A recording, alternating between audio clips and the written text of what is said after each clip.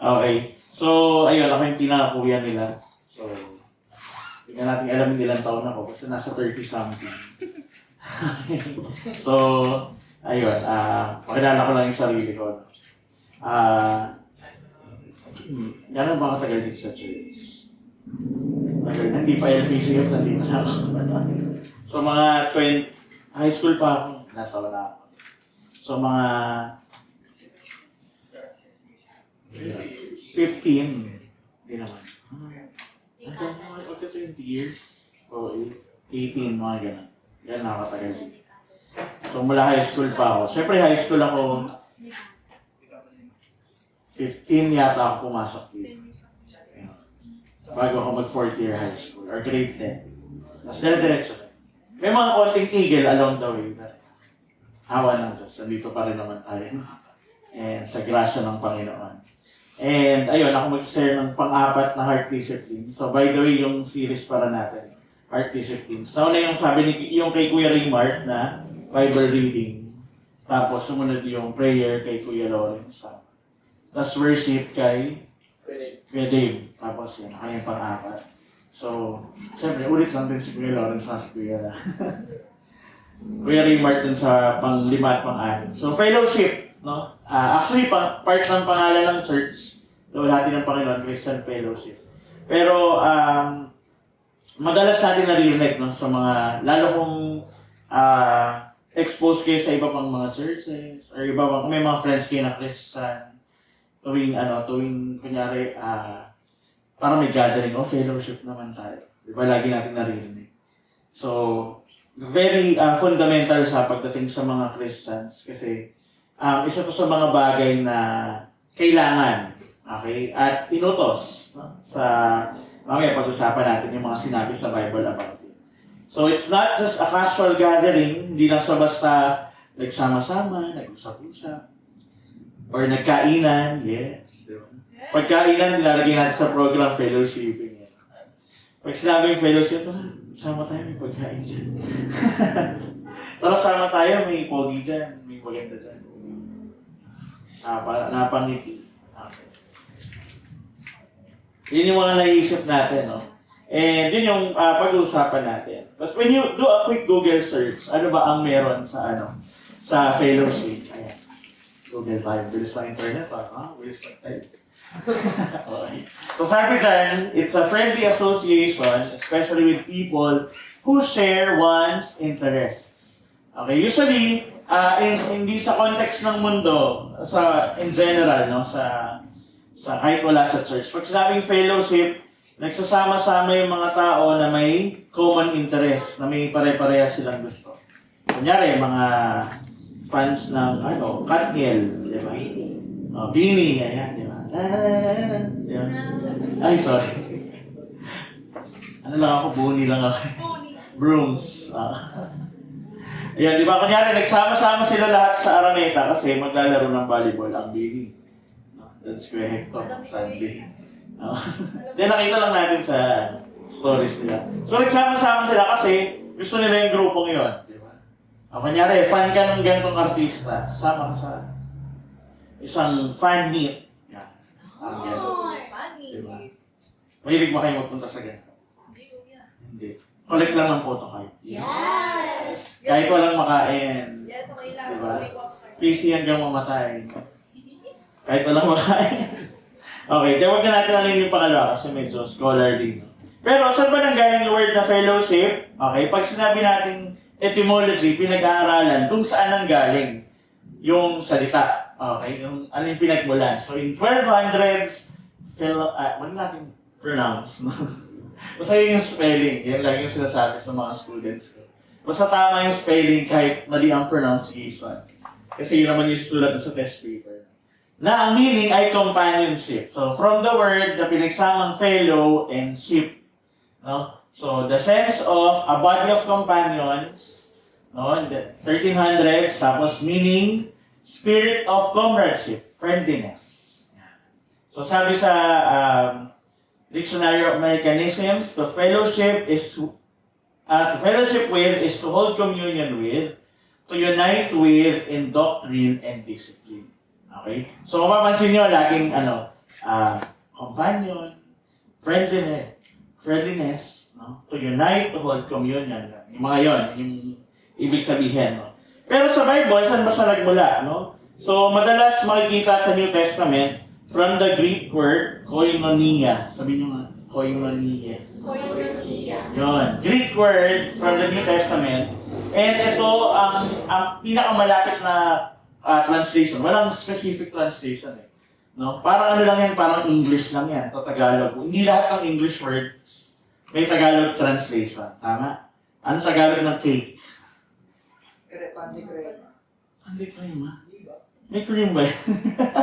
Hindi, parang medyo Spanish pa yung pandekrema eh. Di ba? Medyo Spanish pa. Walang specific na. Ang pag nakita mo lang sa Filipino book, K-E-Y-K, cake. Di ba?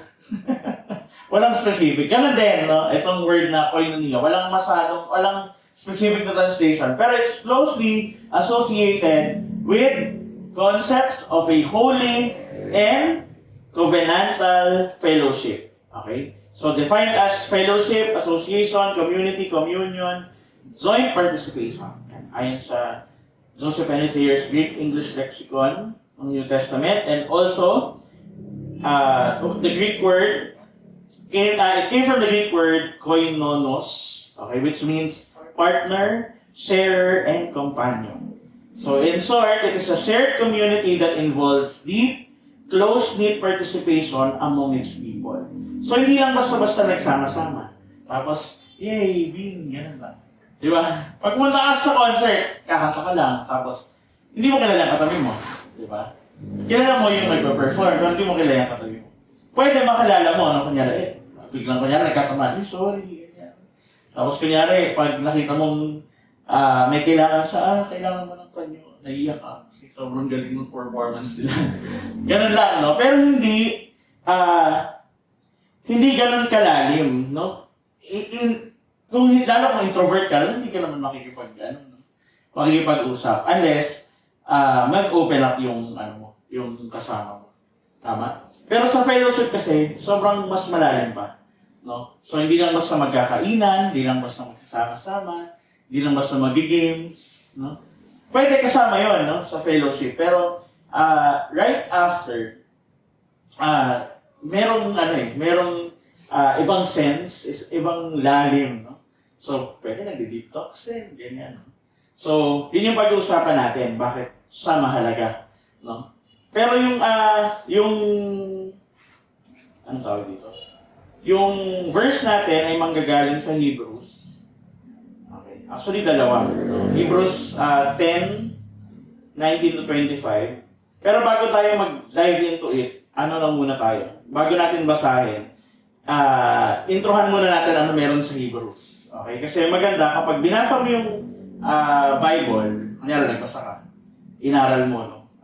Nag-devotion ka. Maganda, may idea ka, ano yung, sino nagsulat nung text na yun? Ano yung nangyayari nung sinulat niya yun? Para maintindihan mo ano yung gusto niyang sabihin. Di ba? Kunyari, sinabi ko lang ngayon, diretso. Kunyari, kay Ira. Ira, ang ganda mo. Ano mafe-feel mo? Ano? Thank you, di ba?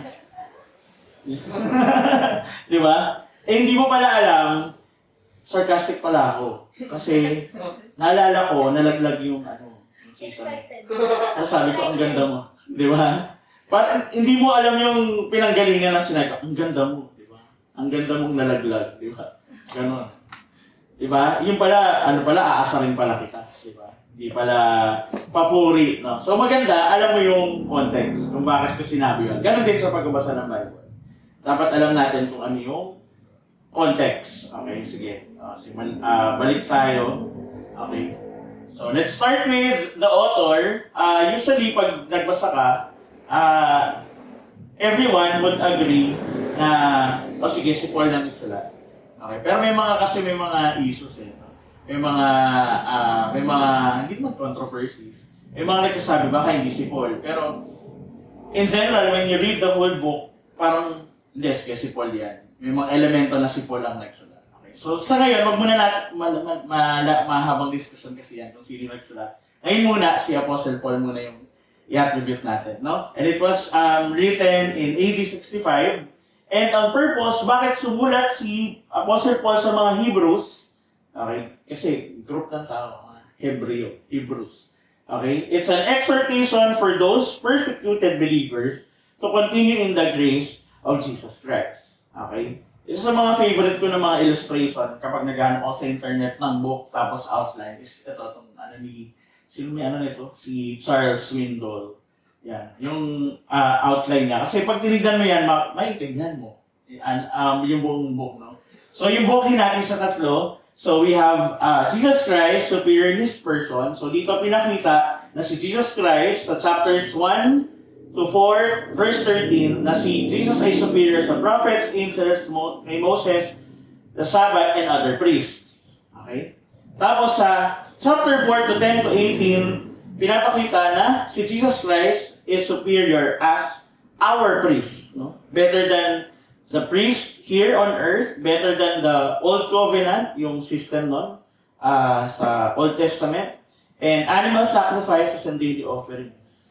No? Pero dito papasok yung pag-uusapan natin, unang verse natin, 10:19 to 13 to 25. That Jesus Christ, which is superior for life. No? So, ang summary is that we must have faith to believe God, hope to endure trials, and love to encourage others. So, yung unang dalawang part, it are all instructions to the Hebrews, tapos exhortation, ito yung mga sinabi na kumbaga parang encouragement, no? Sa kanila.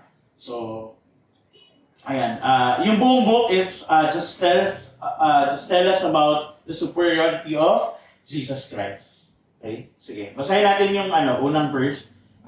Hebrews 10:19 to 25. Pwede niyo ako sabayan ng mahina o gusto niyo malakas, pala kayo. Ready? Go.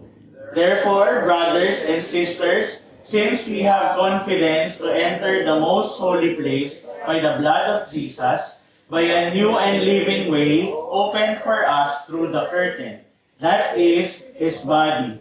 And since we have a great priest over the house of God, let us draw near to God with a sincere heart and with the full assurance that faith brings, having our hearts sprinkled to cleanse us from a guilty conscience, and having our bodies washed with pure water.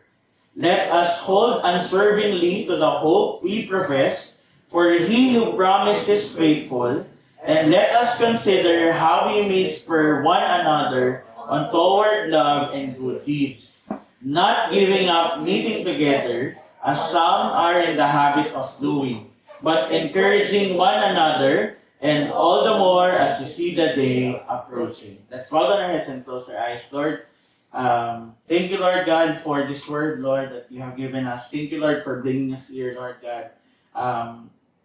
Naniniwala ko, Lord God, that you have a purpose, Lord God. Bakit kami ang nandito ngayon at bakit kami ang makakarinig ng salita mo ngayong hapong ito, Lord. I pray, Lord God, that you continue to open our hearts, Lord God. Holy Spirit, teach us your word. And Lord, patuloy mong buksan, Lord God, yung eyes of faith namin na makita namin through your word, Lord God, how great you are, how superior you are, Lord God, over everything. And may we learn, Lord God, the importance, Panginoon, bakit sinasabi mo sa amin, bakit kailangan namin makipag-fellowship with other believers, Lord God.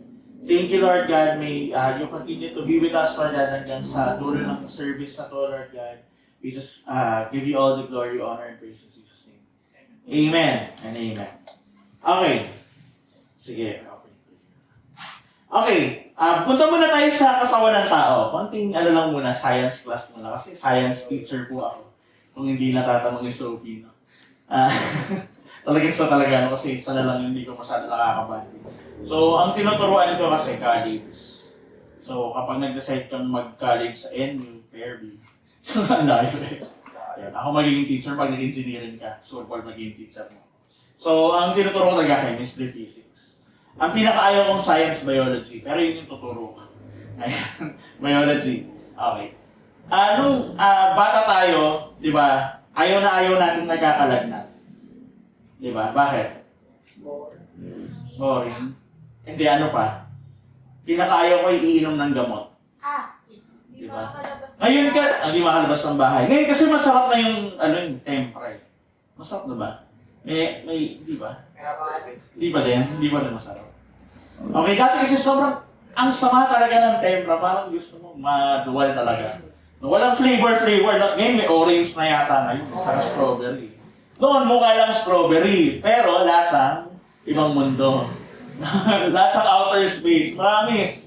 Talaga yung tempra noon, kulay parang dark pink. Grapes. Type of. Parang grape na kulay. Pero pag ininom mo talaga ay out. Parang wala na akong sakit. Parang ang galing-galing ko na. Sobrang ayaw ko nang uminom ng gamot. So yan, pag nagkakalagnat tayo, okay, it's our body's normal response. Okay? So, nagiging response yun ng katawan natin kasi either meron tayong bacterial infection. Okay? Kunyari, may bacteria sa katawan natin or may virus sa katawan natin, iinit yung katawan natin. No? Kasi kapag nagstay lang siya dun sa medyo mainit lang, mabubuhay yung bacteria or yung virus sa katawan. Pero, kaya pinapainit kasi gusto niyang patayin yung bacteria. Okay? Or gusto niyang patayin yung virus. Kaya, kung titignan nyo, bakit may gumagaling kahit hindi umiinom ng gamot? Kasi yun yung immune system ng katawan natin. Normal na immune system. So, painitin niya ng painitin, di ba? Biglang, minsan kinukumbulso na tayo. Ibig sabihin, medyo malala yung dumapo sa atin. No? Kaya mainam na inuman ng gamot, tapos i-address kung ano yung meron sa atin. No? Or another, hindi naman laging gano'n. No? Pwedeng nilalagnat tayo kasi yun yung response ng katawan natin. Kasi nalamigan. Okay? Nangyari sa akin lately. Last week lang yata. So, nagmotor ako ng gabi, tapos naka-dry fit t-shirt lang ako. Yun lang. Wala akong jacket, wala akong long sleeve na, kahit sleeve lang, wala. So, motor ng Commonwealth. No? Ang lamig, kakaulan lang. Tapos, pag uwi ko ng bahay, normal naman kumakain ako ng dinner. Tapos, maya-maya, habang, siyempre, pagkakain mo, higa ka na, di ba? Sa baboy. Pag-tiktok ka na. Mag-YouTube, mag-Facebook Reels ka na. Maya-maya, parang magkakasakit ako. Parang bumahing ako ng dalawa. Tapos, parang may kasama. Sabi ko, parang kaso. Tapos maya-maya, habang nagagano ako, parang tinamad na ako. Nantok na ako, higa na ako. Maya-maya, nanginginig na ako. Okay? So, hindi ako nakapasok the next day. Nagsabi ko work from home. So, nung in-assess ko, sabi ko, hindi pala ako nag-jacket. Tinanggal ko rin yung long sleeves ko. Kasi nga, init ako pagdating sa parking, pause. Kumain kasi kami somewhere, tapos naglakad, binaba ako sa tulong ng SM Fairview, tapos yung parking nasa kabila, lakad pa mo lang. So, init ako. Sabi ko, inubad ko kasi yung polo ko, tapos naka-dry fit lang ako, nagmotor ako na isang oras, baka nalamigan yung katawan ko. So, pag bumaba yung temperature ng katawan mo, ang tendency, di ba, mag-respond yung katawan mo by increasing its body temperature. Ano yung mga paraan? Isa yon yung shivering, no? So, manginginig yung kalamnan mo. Pag nanginig, iinit. Parang magana ng, mag-produce yun ng init. No? Yun yung nangyayari sa muscle natin. Di ba kaya kunyari pag nagagano tayo ng kamay, di ba? Dahil sa friction, umiinit. Parang gano'n din yung concept. So, parang uminit lang yung katawan natin. So, gano'n yung nangyayari sa akin. So, sabi ko, grabe naman. Kaya never again. No? Kahit pawis na pawis. Nag-ano na tayo. Kasi parang gusto ko lang na malamig lang, chill lang. Okay. Lalagyan tayo.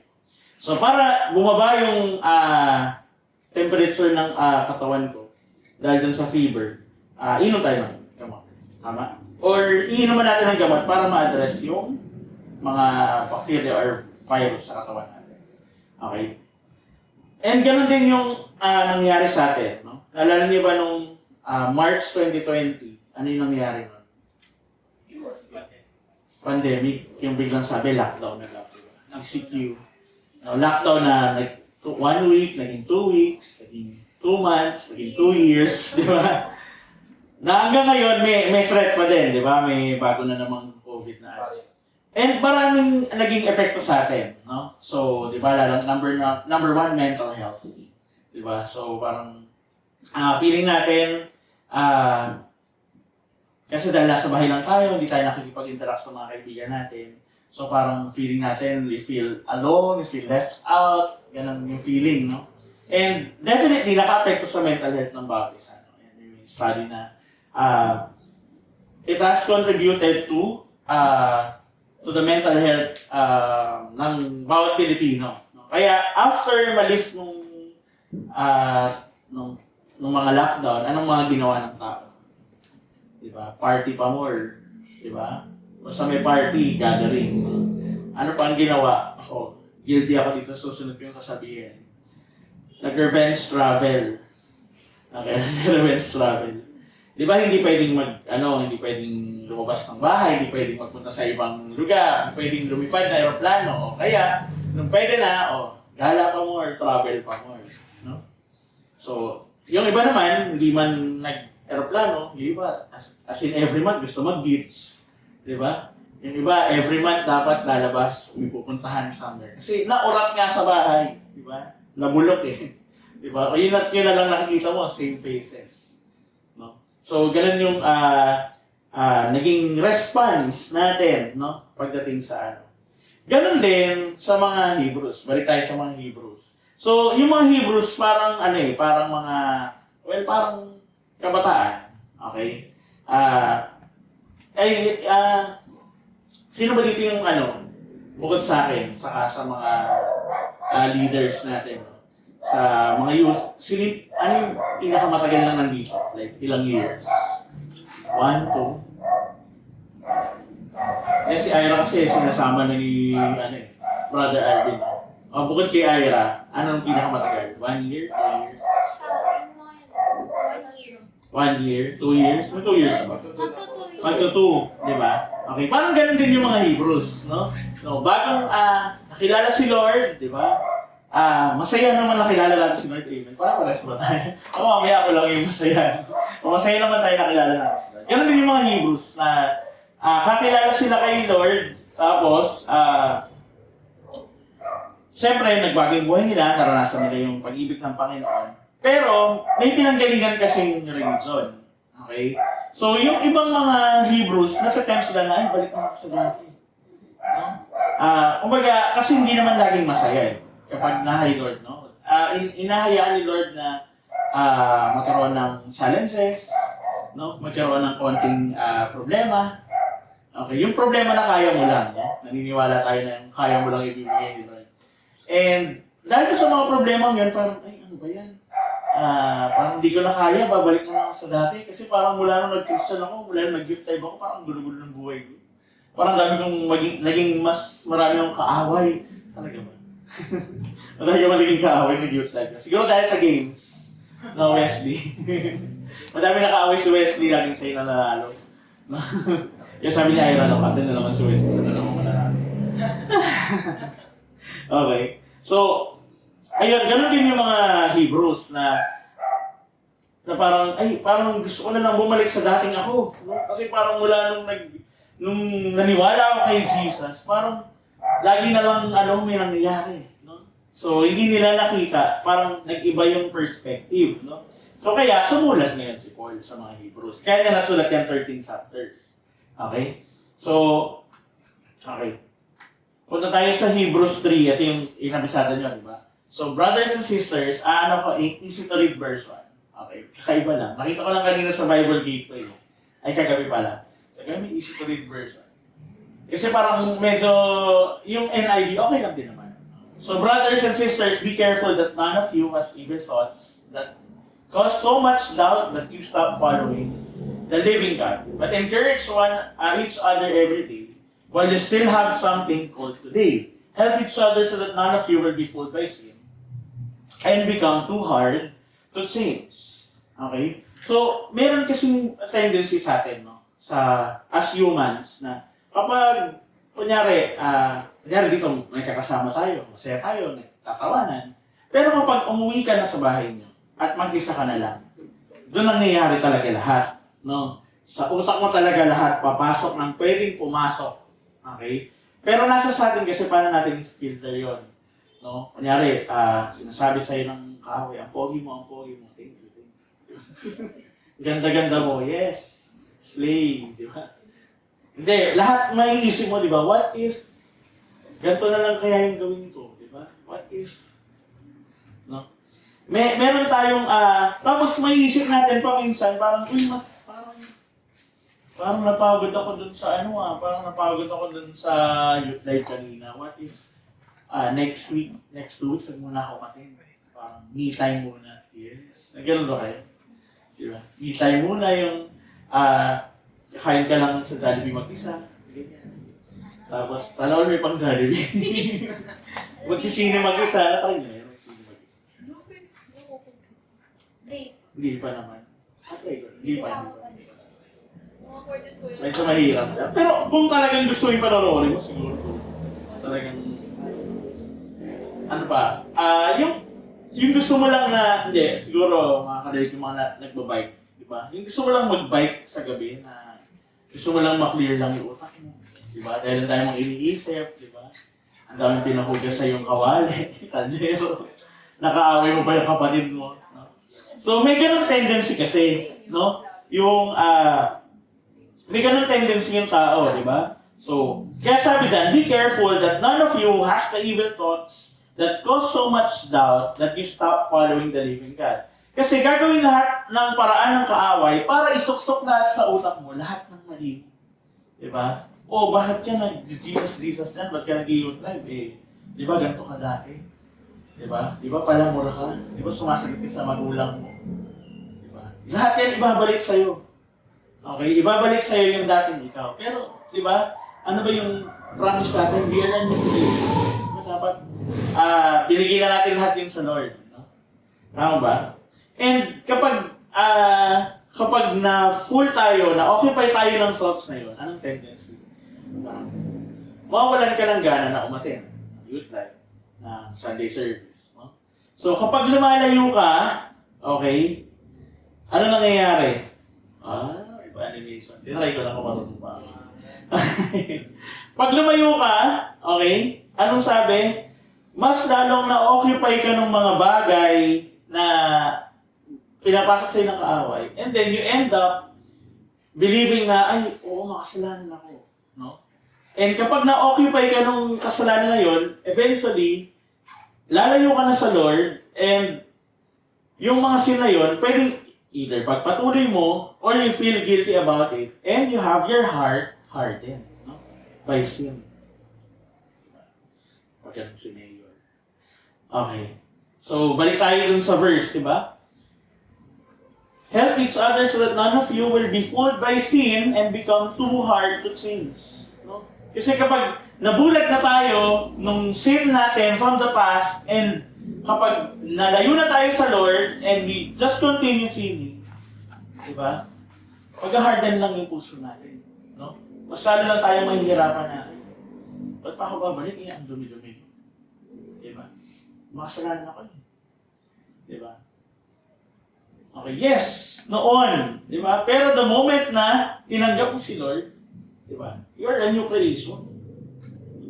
Tayo sa Jeremiah 17. Sabi, the heart is deceitful above all things and desperately sick. Who can understand it? Di ba? Kaya nga, di ba, lagi natin sinasabi, di ba, we always have that one friend na sobrang red flag, na sobrang EANGA. Di ba? Na kahit ilang beses sinaktan, tapos mag-reply lang ulit yung taong yun na, "I miss you." Di ba? Nawawala lahat ng galit, di ba?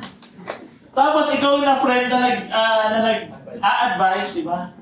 Nag-reply lang ng "I miss you." Nagpakatanga ka na naman. Di ba? Si Alex. Ilang oras kang umiyak kagabi. Di ba? Isang araw lang.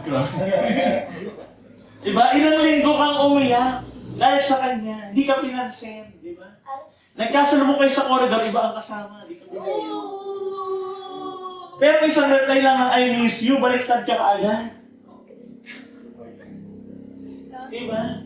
Active. Kaya nga may kanta, di ba? Ano? Di ba? Mali pala yun. Iba pala yun. Iba. Di ba? Hindi pinagana yung utak. Puso lang yung pinagana. Di ba? Ano sabi sa Bible? Bible na nagsabi. Di ba? Deceitful ang ating heart. No? Kaya nga, hindi binuo ang tao na puso lang. Dapat may utak. No? Balance lang. Kasi iba, may utak, hindi ginagamit. Benta na yan, slightly used. Diba? Tama ba? Slightly used ba? Okay. And, ayun, ganun ang nagiging epekto sa atin. And one more thing, no? Nabasa lang ako. Sabi dun sa isang article ng Psychology Today, sabi ang title, 3 Things Making Gen Z the Loneliest Generation. Pabor ba kayo doon? Gen Z ang pinakamalungkot na generation. Okay, yes talaga sila. No? It's because of the strong internet connection rather than the personal connection. Diba? Number 1, overstimulation. Aminado ko kahit naman kaming millennials kasi ako, no? Kahit dahil may cellphone na, pag free time, parang kayo din kami. Nag-scroll lang din. Diba? Yung tibong akala mo maubos mo yung FYP mo. Ganun ka lang ganun. Hanggang sa magsawa ka na lang kasi puro si Christine na umiiyak na lang nakikita mo. Tama. No?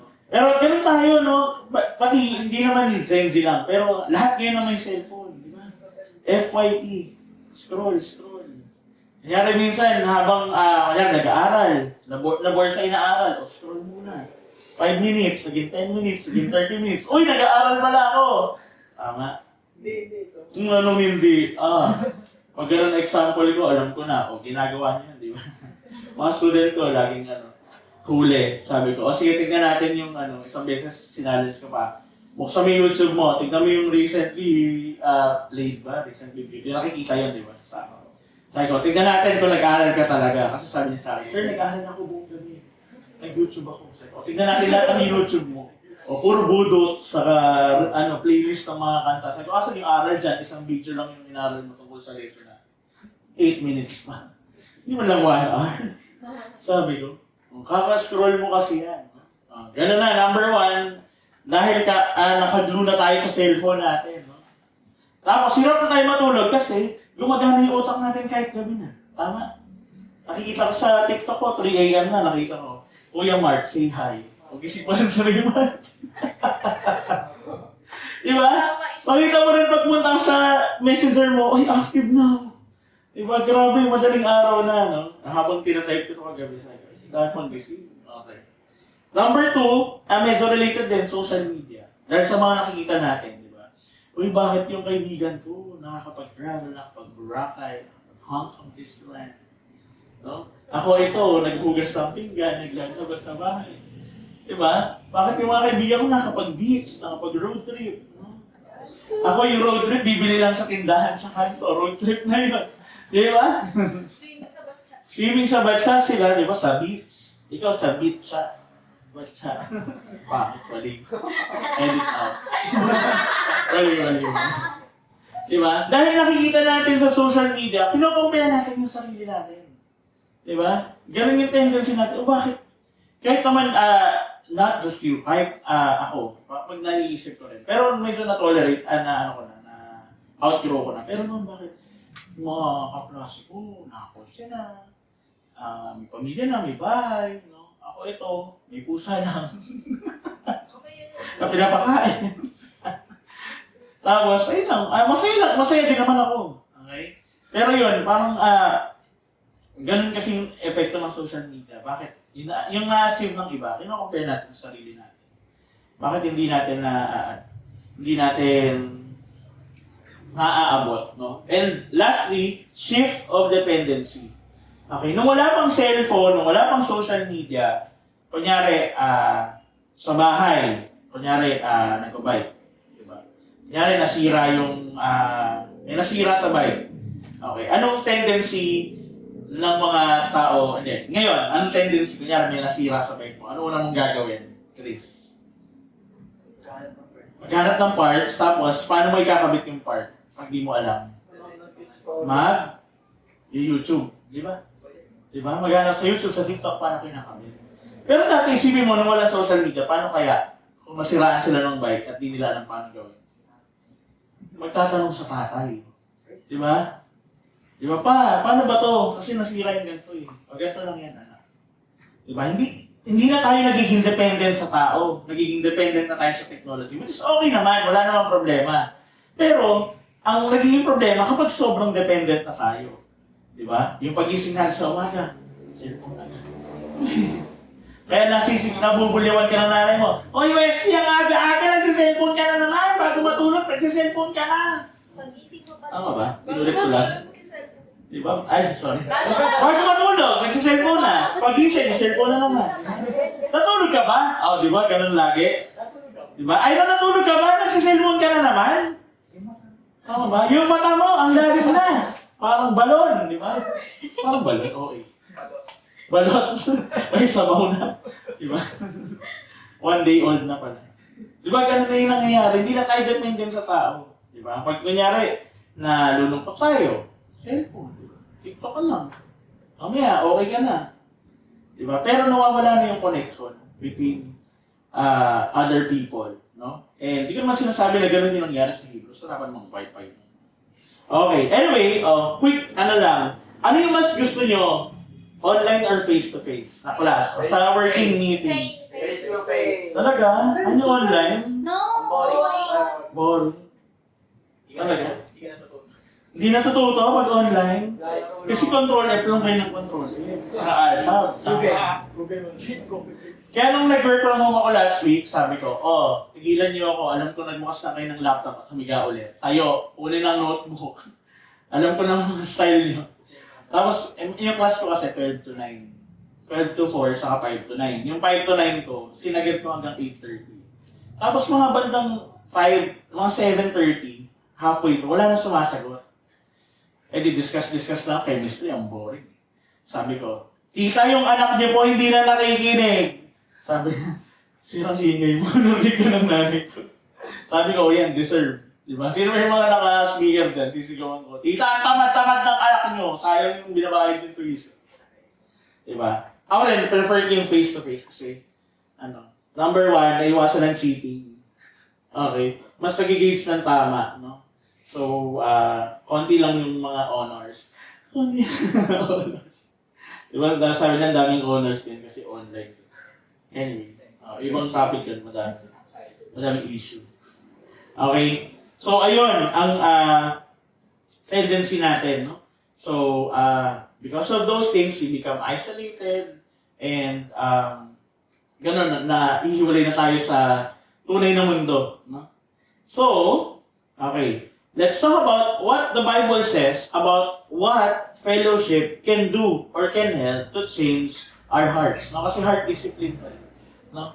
So, kapag nawawalan tayo ng fellowship with one another at nagiging dependent tayo sa technology, sa ibang bagay, no? Nawawalan tayo ng connection sa isa't isa. No? Sabi nga natin, fellowship, deep connections. Diba? So, ano ba yung matutulong ng fellowship? No? Number 1, siyempre, it helps us draw closer to God. Balikan natin yung Hebrews 10 kanina. No, therefore, brothers and sisters, since we have confidence to enter the most holy place by the blood of Jesus, by a new and living way open for us through the curtain that is His body, and since we have a great priest over the house of God, let us draw near to God with a sincere heart and with the full assurance that faith brings, having our hearts sprinkled and cleansed us from the guilty conscience, and having our bodies washed in pure water. Okay. Before, okay, bakit nabanggit dyan yung since you have the confidence to enter the most holy. Noong unang panahon, when ang way ng pag-worship nila, di ba, papatay ng animal offering. No, kailangan yung animal malinis, walang bahid. No? So, ano malalaman? Nagsisinungaling ba yung lamp na? So, dapat yung pinaka maganda, pinaka-quality, no? Yung i-offer mo. Kasi ang paniniwala nila, pag quality yung offer mo, mas maririnig ka ng Lord. No? Tapos yung dugo, kailangan yun yung gagamitin mo pagpasok. Diba? Tapos hindi lahat makakapasok dun sa pinakagitnang gitna ng templo. O yung mga Pag pumasok ka doon nang hindi ka karapat-dapat, mamamatay ka. Kaya may bell at may tali nun. Kasi pag pumasok ka at hindi ka ganun kalinis o hindi ka pasok dun sa criteria, maririnig na lang nila, wala nang naglalakad. Hilahin na lang nila yung tali. Bye. No? Pero dahil dumating na si Jesus, hindi na tayo mag-rely doon. No? Siya na yung new and living way. No? And siya yung naging daan para mas maabot natin ang Diyos ng mas madali. No? Hindi na kailangan na pumatay ng animal offering. And anong kinalaman nun sa sa fellowship? No? As we come together, no? Sabi dito. Okay. So as we have fellowship with the other believers, no? Siyempre hindi lang naman kayo, sabi nga natin sa fellowship, hindi lang naman kayo magchichismisan, hindi lang kayo magkakainan, no? So you talk about your faith, di ba? You share your faith. Kaya kapag yung ginagawa natin every Sunday, that's a fellowship, no? Yung Sunday service, yung pag-share sa harap ng testimony, di ba? After ng welcoming, may testimony. Tinatawag, sino po gusto mag-share ng binless ng Panginoon? That's part of fellowship, no? Sineshare mo kung ano yung ginawa sa'yo ng Panginoon para para ma-bless yung ibang tao sa'yo. No? And with that, no, may natatouch na tao. Hindi mo lang alam na, kunyari, sineshare ko, kasi po, nanalo po ako sa loto, 30 million. Thank you, Lord. Grabe, thank you sa blessing. Parang, yung mga mahali, parang gusto ko rin tumayan. So, ano yung pala yung encouragement? Hindi. Parang, ganun siya binibless ng Lord, di ba? Binigyan siya ng, kasi kunyari, nagpasalamat siya kasi buo yung pamilya, walang sakit, di ba? Parang, grabe naman si Lord mag-alaga. So, matatouch ka din, no? That's part of the fellowship. Sabi dyan, let us draw near to God with a sincere heart and with the full assurance that faith brings, having our hearts sprinkled and cleanse us from a guilty conscience, and having our bodies washed with pure water. No? Kaya may sprinkle, kasi nga yung dugo, no? Pag pumapasok doon sa Holy of Holies, kailangan may dalang, yun yung mag-cleanse, no? Yun yung dating pamamaraan. Okay. And anong sabi ng sabi sa James? James 4:8. Come near to God and He will come near to you. No? So when we fellowship, no?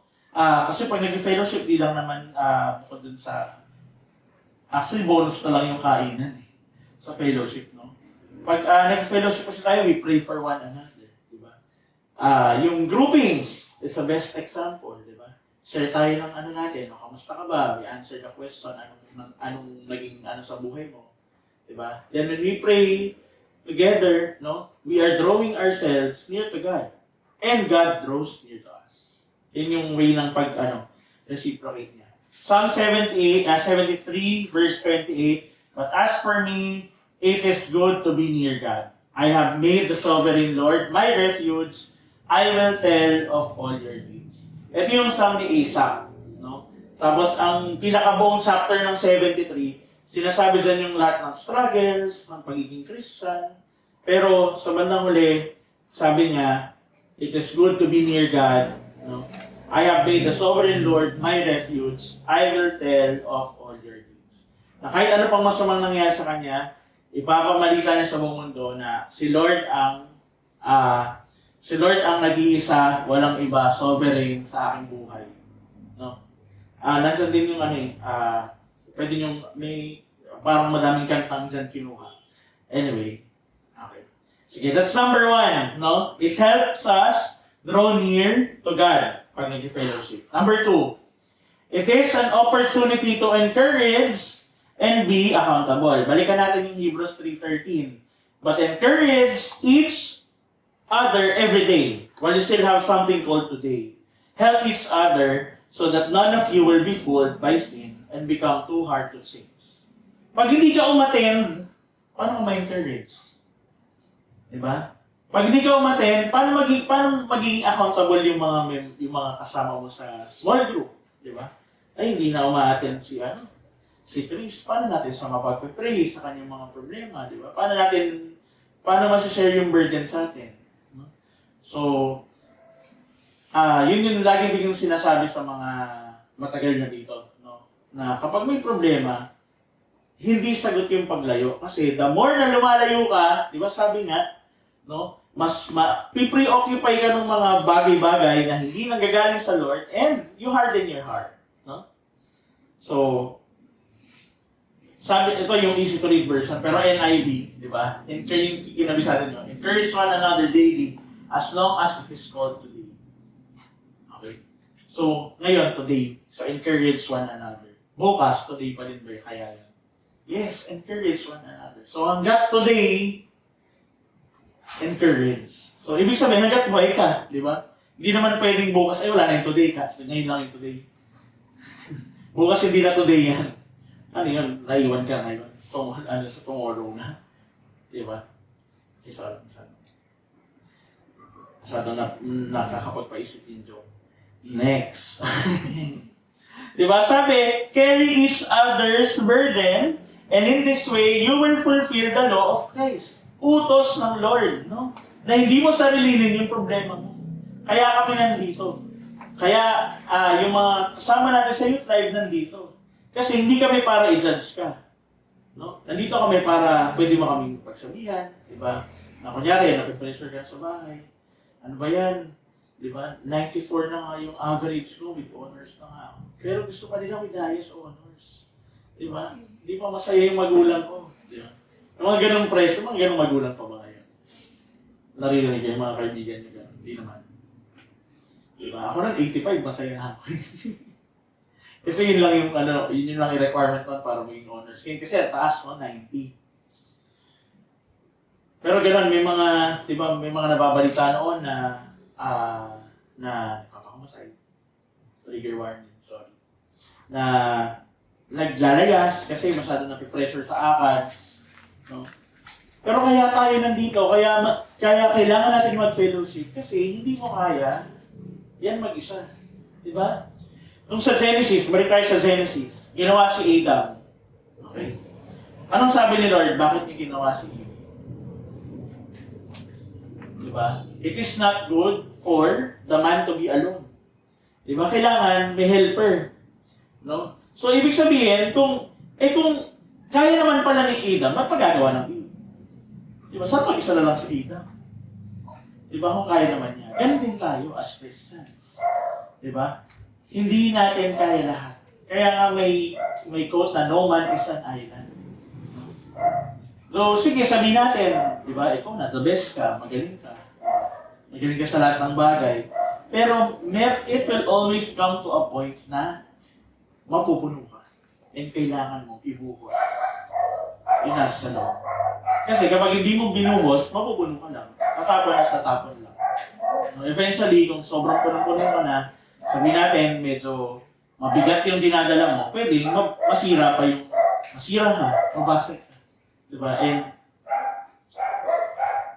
hindi maganda yun, no? Ang pangit ng feeling na maging broken. Not in the sense of being heartbroken sa love. Pero, wasted, kumbaga, dahil sa problema.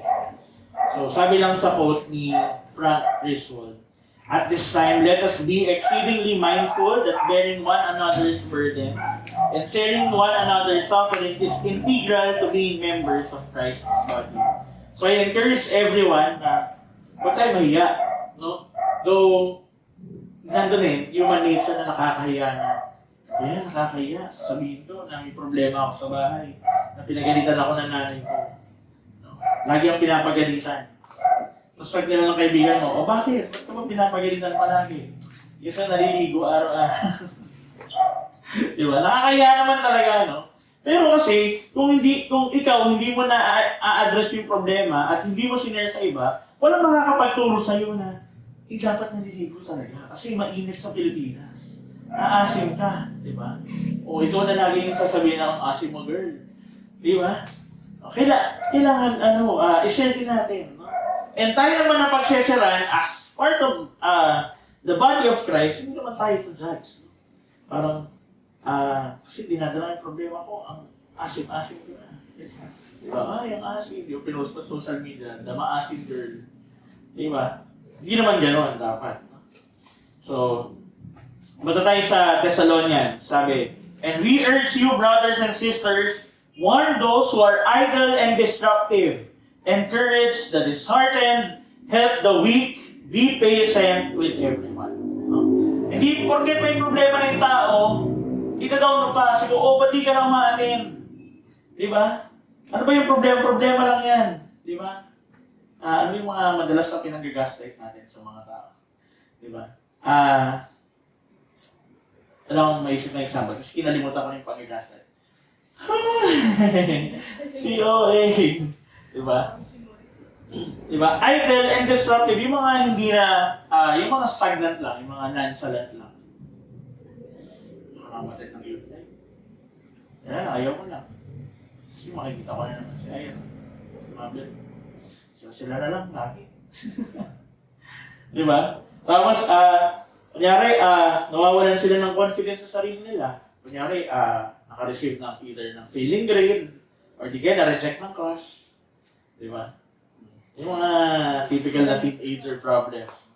Ano sabi ni Paul sa mga taga-Thessalonians, di ba? Encourage sa disheartened. No? Kung merong nanghihina, tulungan natin, help the weak. And be patient with everyone. Bakit sinabing be patient with everyone? Kasi, iba-iba tayo. No? And eventually, there will come a time na pwedeng magkamali tayo and kailangan, kung ikaw yung hindi nagkamali at nakapansin ng pagkakamali, ikaw yung maging daan para ma-encourage, maitama, no? And tulungan yung kasama natin.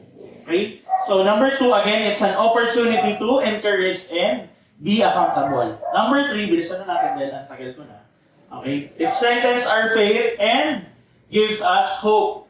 Okay? Hebrews 10:23, ito yung medyo latter part ng "Let us hold unswervingly to the hope we profess, for he who promised is faithful."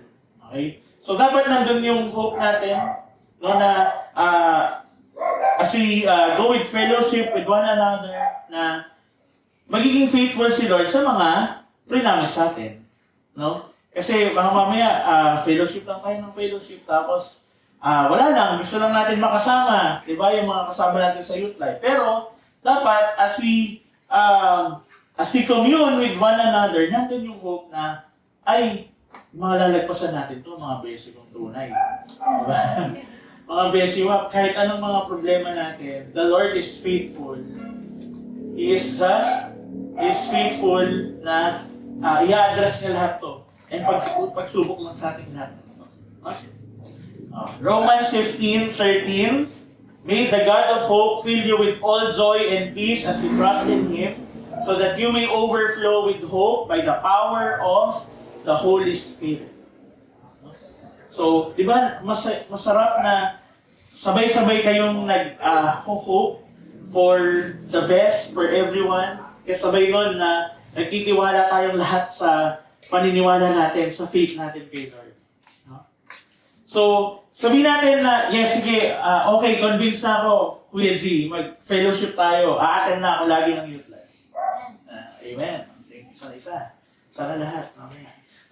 Ano ba mangyayari kapag nag-fellowship tayo? What can be the outcomes? Ano yung magiging impact? Ano yung mangyayari? Number 1, it promotes a culture of love and good deeds. Punta tayo dun sa Hebrews 10. "Let us consider how we may spur one another on toward love and good deeds." No? Kapag binibigyan natin ng time yung bawat isa, di ba, kinakausap natin, o magbibigay ako ng, ilalaan ko tong hapon na to na para kausapin ko si Ira, no? Gusto mo lang mag-share sa akin, kahit ano, buhos mo. No?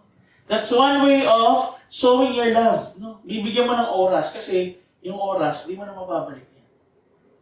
Di ba? Kaya kapag binigyan ka ng oras ng isang tao, ako very appreciative ako na, "Uy, thank you minute mo ako ngayon." Kasi pwedeng marami kang ginagawa. Pero pinili mo na samahan ako.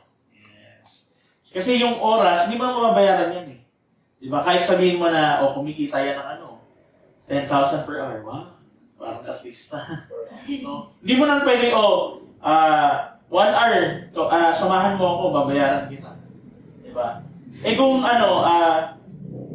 yung sumama sa'yo, hindi naman niya gusto na samahan ka, di ba? Hindi Di mo na mababalik yung oras kahit anong ibigay mong pera. Diba? Yung nasayang na oras, di na mababalik yun.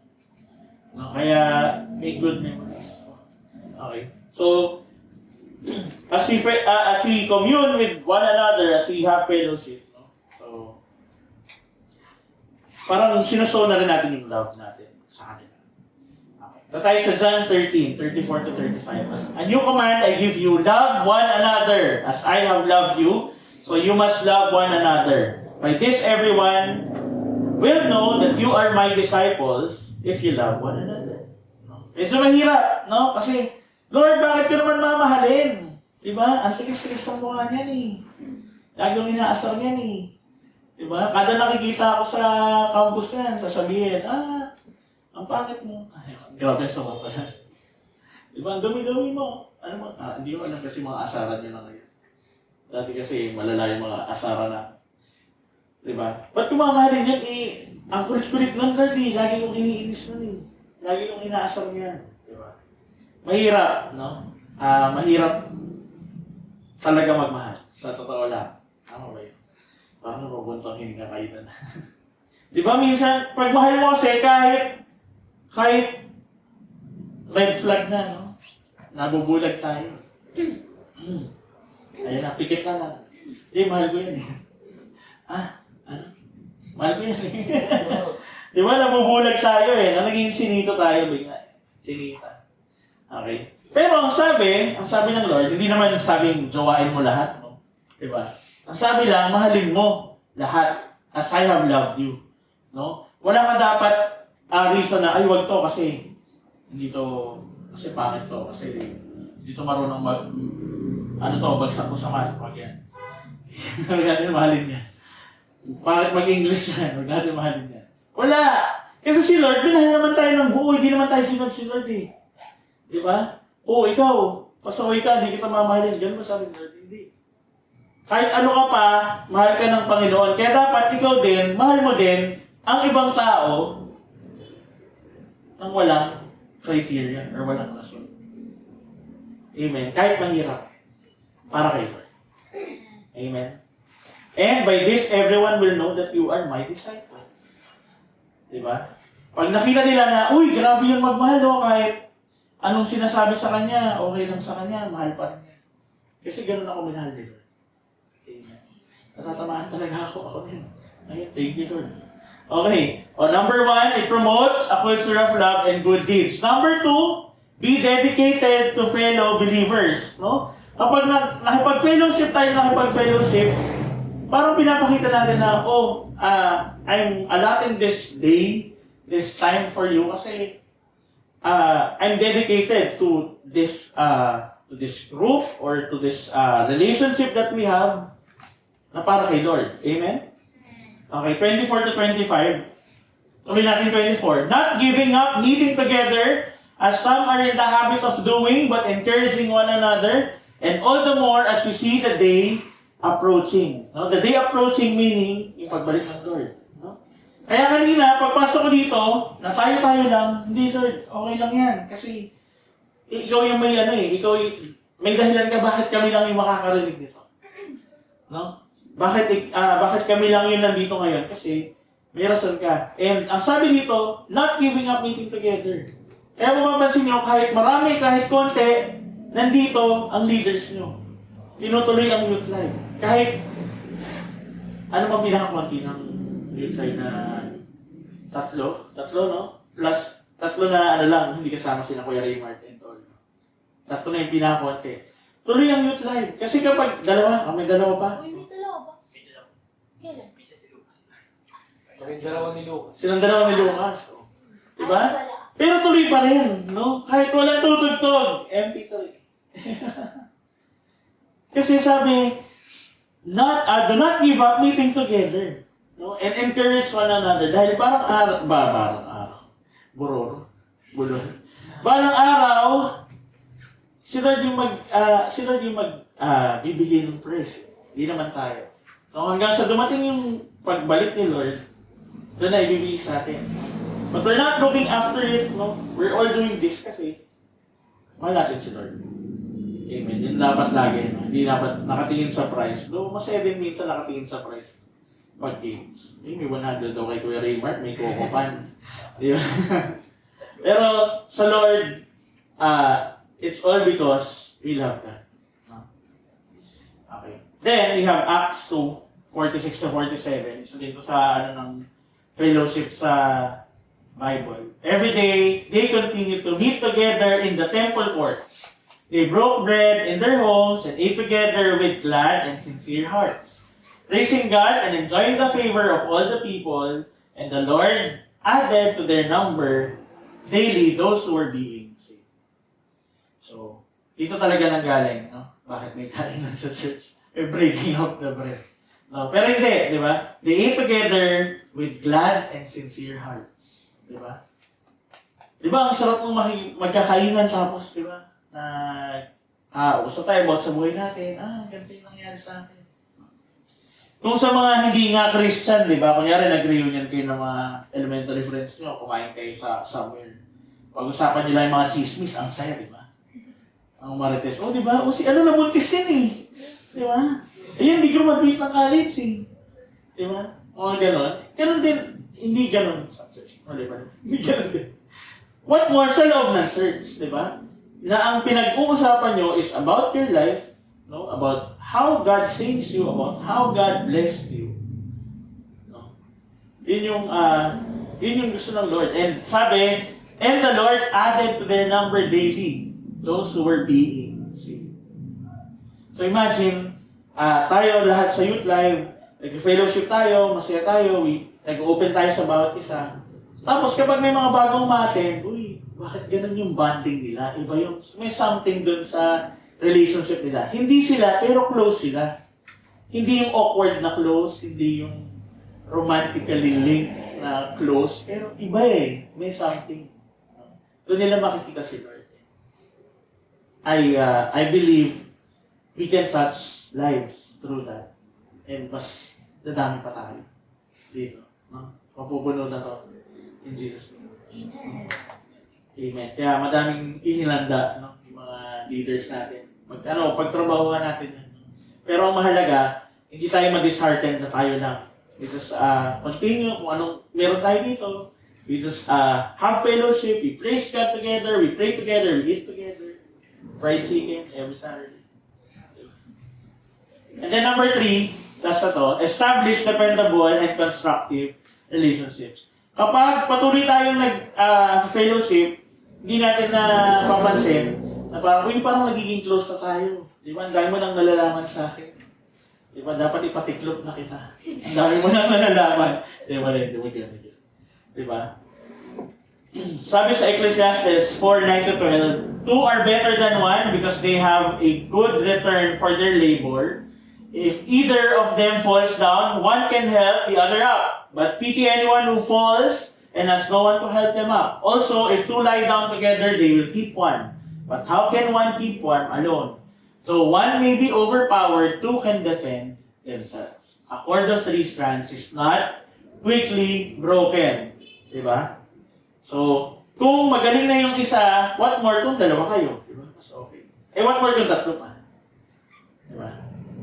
And, lastly, Proverbs 27:17, as iron sharpens iron, so one person sharpens another. So, habang nagsiseran tayo ng mga experiences natin sa buhay, may natututunan ang ibang tao sa atin. At may natututunan din tayo as how they respond to us. No? Sige. From being isolated, no? To being friends, to having friendships. From having lack of interest to being encouraged. And lastly, and from doubts to increased faith. Okay? So meron lang akong gustong ipabasa sa inyo. Sabay-sabay lang nating basahin, no? As a gesture of as our hindi naman parang covenant to parang promise, parang gagawin natin to commune with one another. No? Sige, sabay-sabay natin basahin. Ready, go. We need each other to spur one another on towards Christ and towards love and good deeds. We need each other to continue to choose to pursue the Lord each and every day. We need each other to lean on when things get tough and to rejoice together when we are rejoicing. We need each other to call us out when we are sinning and to help point us back to the gospel. We need each other to share our lives with one another, to challenge one another, to bear one another burdens, and to be the hands and feet of Christ to one another. We need each other in order to represent the love of Christ together as one body to the world around us. And we need each other to daily walk alongside one another so that we keep walking with Christ and persevering in the faith to the very end. Okay? I hope you remember that we need each and every one. No? Hindi ko sinasabing tayo lang kailangan natin. We need each and every one as we walk through our faith with God. Amen. Palakpakan natin si Lord. Hallelujah. And let's bow down our heads and close our eyes. Lord, thank you, Lord God, for reminding us, Lord God, the beauty of fellowship, Lord God. Thank you, Lord, for allowing us to explore, Lord God, through your word and malaman yung power, Lord God, no, ng fellowship sa buhay namin bilang mga Kristiyano. Kung ano ang naidudulot nito, Lord God, sa aming mga buhay. I pray, Lord God, that na ang bawat isa, Lord, na part ng youth life, Lord God, may understand the importance of fellowship, Lord God. Yung importance ng pagpunta every youth service or every gathering, Lord God, dito sa church. Na hindi kami nag-gather lang, Lord, dahil gusto namin makita yung friends namin. But we are gathering, Lord God, because we are excited to share, Lord God, kung ano yung ginawa mo sa buhay namin, kung ano yung ano yung mga ginawa mo sa buhay ng aming mga kaibigan, ng aming mga kasama dito, Lord God. And become blessed, Lord God, dahil nakikita namin, Lord God, that you are working, Lord, in our lives, Lord God. Lord, ngayong hapong ito, Lord God, continue to steer into our hearts, Lord God. Lord, yung heart, Lord God, to commune with each other, no? To continue with our fellowshipping, Lord God, na patuloy na bukod sa pag-attend ng youth life, Lord God, to continue with our individual Bible study groups, Lord God. And patuloy namin gawin ng lahat ng to, not because of obligation, Lord God, but because we love you, Lord God.